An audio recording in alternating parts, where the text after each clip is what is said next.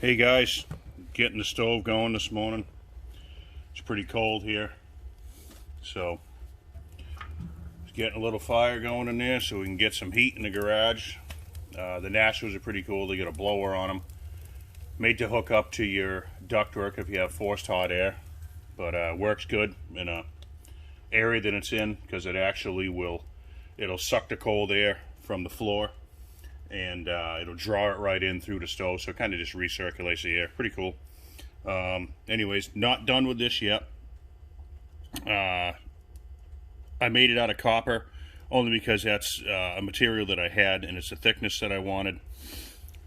I changed over the piston from the stock steel to a Meteor piston, and we'll get into that in a little bit. I'll tell you a little more about it.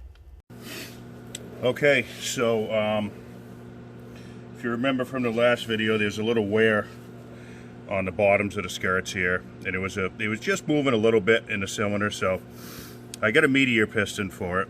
Meteor pistons are pretty nice. I've used a few. OEM's nice also, but anyways, for this is what I'm going with.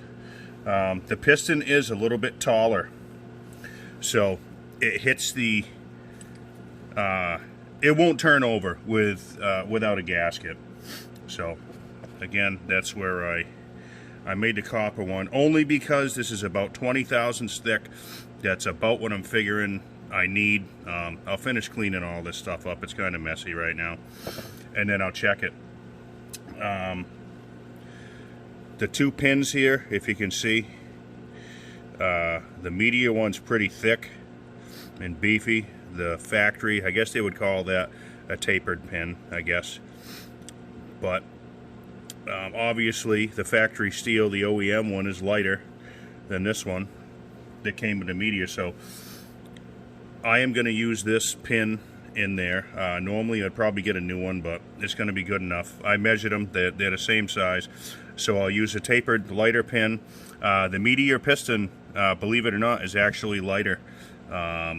Not by much. I forgot what it was. I had it written down, but it is lighter, so I'm going with the lightweight wrist pin. I'm going to go and do a little bit of work to the Meteor piston. I have factory OEM C-clips, circlips, whatever you want to call them. So anyway, so I'm going to get this set up, and I'll check my squish. And another thing, everything I'm putting into it, factory crank seals, impulse line, intake boot, fuel line. I'm probably not going to do the oil line. I probably should while it's apart, but I don't know. I don't generally have any issues with those. But anyway, so once I get a little further into it, I guess I'll get back to you. All right, I'm back. I got the squish. I measured it at the squish band with my copper gasket here, and it's got right around 19 thousandths. That's with two bolts firm in there, not all four, so maybe it'll be just a tad tighter. I'd like to see about 18. Hopefully that would work. Cylinder's got a light hone in it, just on low with a cordless trill. Probably about six slow revolutions in each direction, of course with oil. I did take just a tad more off the bottom of that intake, kind of like if you had no base gasket in it, but I probably should have done something to the transfers, but I didn't want to do too much. We'll see how it goes. I only took maybe 10, 12 thousandths off, so it shouldn't do too much to it.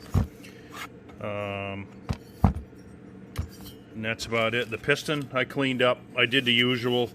I just took a few of the marks out of there, some of the casting marks. Just cleaned up the windows, the little bit of casting material that's in the windows. And chamfered the edges real good. I think you can see that. That's probably a pretty good picture right there. So everything's all oiled up. The ring end gap is about 8 thousandths, and I guess that's about it. So I'm going to go ahead and I'm going to do the crank seals and everything now, and then I'll get back to you. Here's where I'm at with the 026. First issue I ran into, I was going to use the factory wrist pin, the tapered wrist pin, with the Meteor piston, and I did measure the OD, but I did not measure the length. So when I went to put the thing together, I could not fit the circlip in because this pin was too long. So I used the Meteor wrist pin. Second thing, when I went to do the crank seals, my seal puller, it has worked. I've had some good luck with other things, but had a hard time getting the flywheel seal out.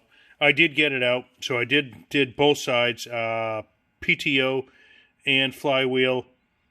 The impulse line and the fuel line are incorrect from the dealer. I was going to try and use them just to get the thing running, but the biggest issue that I had when I vacuumed and pressure tested it is that copper base gasket that I made. The copper base gasket leaks. I did put some sealant on the center of the cases where that meets. I probably should have done, this gasket material on both sides. Had I known, the more stuff you try and do, you're going to run into issues. But anyways, I'm just showing you where I'm at. And once I get, the correct lines and get this stuff sorted out, I'll make another video and continue. So for right now, thanks for watching, guys.